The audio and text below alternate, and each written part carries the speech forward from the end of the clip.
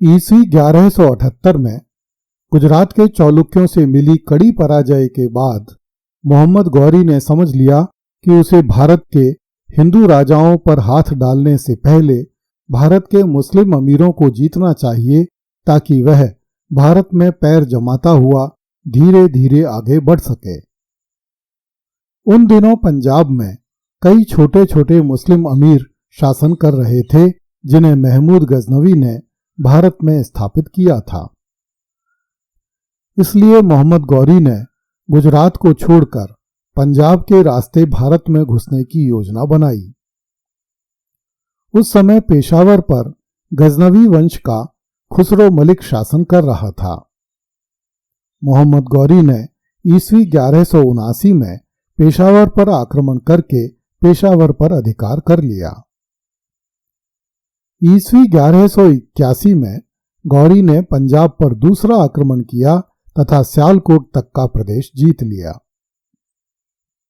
ईस्वी 1182 में मोहम्मद गौरी ने भारत के निचले सिंध क्षेत्र पर आक्रमण करके देवल नामक राज्य को जीता तथा वहां के हिंदू शासक को अपनी अधीनता स्वीकार करने पर विवश किया।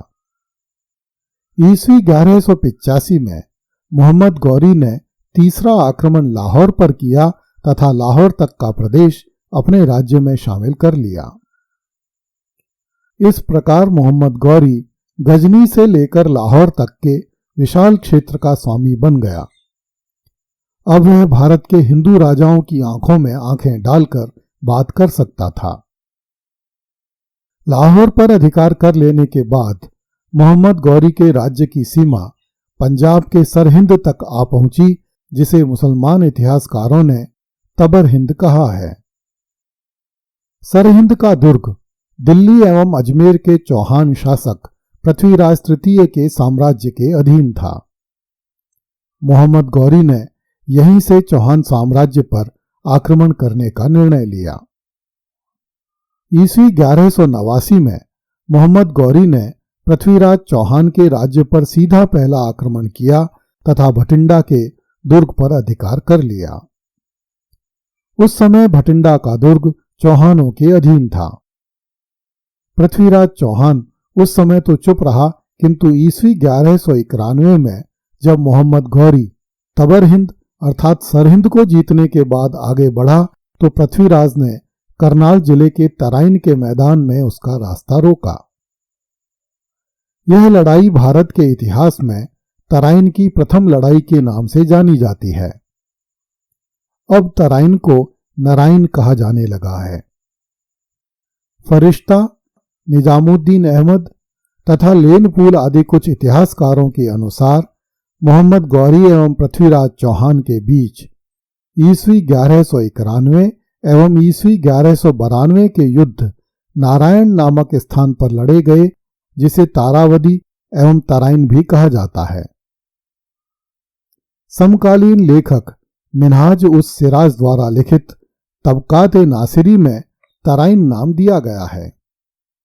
नारायण के स्थान पर तराइन अथवा तराइन के स्थान पर नारायण पाठ का यह अंतर पर्शियन लिपि की शिकस्ता ढंग की लेखनी के कारण हुआ है, जिसमें पहले अक्षर के ऊपर कुछ बिंदुओं के अंतर के कारण तराइन का नारायण अथवा नारायण का तराइन हो जाता है।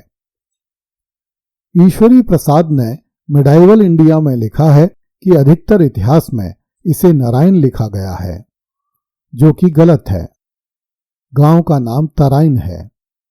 यह थानेश्वर एवं करनाल के बीच स्थित है। संभवतः यह त्रुटि पर्शियन लिपि के कारण हुई। युद्ध के मैदान में गौरी का सामना दिल्ली के राजा गोविंद राय तोमर से हुआ। मोहम्मद गौरी ने राजा गोविंद राय पर अपना भाला फेंक कर मारा, जिससे गोविंद राय के 2 दांत बाहर निकल आए। गोविंद राय ने भी प्रत्युत्तर में अपना भाला गौरी पर देकर मारा। इस वार से गौरी बुरी तरह घायल हो गया और उसके प्राणों पर संकट आ खड़ा हुआ। यह देखकर गौरी के सैनिक गौरी को युद्ध के मैदान से ले भागे। बची हुई फौज में भगदड़ मच गई। इसी भगदड़ का लाभ उठाकर मोहम्मद गौरी भी तराइन से बच निकलने में सफल हो गया। वह भागकर लाहौर पहुंचा तथा अपने घावों का उपचार करके गजनी लौट गया। राजा पृथ्वीराज ने आगे बढ़कर सरहिंद के दुर्ग पर फिर से अधिकार कर लिया तथा गौरी के किलेदार काजी जियाउद्दीन को बंदी बनाकर अजमेर ले आया। काजी ने पृथ्वीराज चौहान से प्रार्थना की कि काजी का जीवन बख्श दिया जाए। इसके बदले में काजी पृथ्वीराज चौहान को विपुल धन प्रदान करेगा। पृथ्वीराज को काजी पर दया आ गई तथा उसने काजी को मुक्त कर दिया। जियाउद्दीन काजी सम्राट पृथ्वीराज चौहान को विपुल धन समर्पित करके गजनी लौट गया। गजनी पहुंचने के बाद पूरे 1 साल तक मोहम्मद गौरी अपनी सेना में वृद्धि करता रहा। उसने एक से बढ़कर एक खूनी दरिंदा अपनी सेना में जमा किया। जब मोहम्मद गौरी की सेना में 1,20,000 सैनिक जमा हो गए तो ईस्वी 1192 में वह पुनः पृथ्वीराज से लड़ने के लिए अजमेर की ओर चल दिया। पृथ्वीराज रासो के अनुसार पृथ्वीराज चौहान और मोहम्मद गौरी के बीच 21 लड़ाइयां हुई जिनमें चौहान विजयी रहे। हम्मीर महाकाव्य ने पृथ्वीराज द्वारा 7 बार गौरी को परास्त किया जाना लिखा है। सिंघवी जैन ग्रंथमाला पृथ्वीराज प्रबंध के हवाले से 8 बार हिंदू मुस्लिम संघर्ष का उल्लेख करती है। प्रबंध कोश का लेखक 20 बार मोहम्मद गौरी को पृथ्वीराज द्वारा कैद करके मुक्त करना बताता है। सुरजन चरित्र में 21 बार और प्रबंध चिंतामणि में 23 बार गौरी का हारना अंकित है। इतने सारे विवरणों के आधार पर इतना अवश्य कहा जा सकता है कि मोहम्मद गौरी और पृथ्वीराज चौहान की सेनाओं के बीच कई बार संघर्ष हुआ। इन संघर्षों में से कुछ तो बहुत ही छोटी लड़ाइयां रही होंगी और कुछ बड़ी। उदाहरण के लिए समझा जा सकता है कि भारत एवं चीन के बीच 1962 के बड़े संघर्ष के बाद भी नाथुला की लड़ाई, चाओला की लड़ाई, डोकलाम विवाद, गलवान घाटी की लड़ाई तथा पैनगोंग झील की झड़प आदि कई संघर्ष हो चुके हैं। इसी प्रकार मोहम्मद गौरी और पृथ्वीराज चौहान की सेनाओं में कई लड़ाइयां एवं झड़पें हुई होंगी जिनके बारे में अधिक जानकारी नहीं मिलती है। किंतु जिस प्रकार भारत की चीन के साथ हुई छोटी छोटी झड़पों में हमेशा भारत का पलड़ा भारी रहा है, उसी प्रकार मोहम्मद गौरी और पृथ्वीराज चौहान के बीच हुई छोटी छोटी झड़पों में पृथ्वीराज चौहान का पलड़ा सदैव भारी रहा होगा।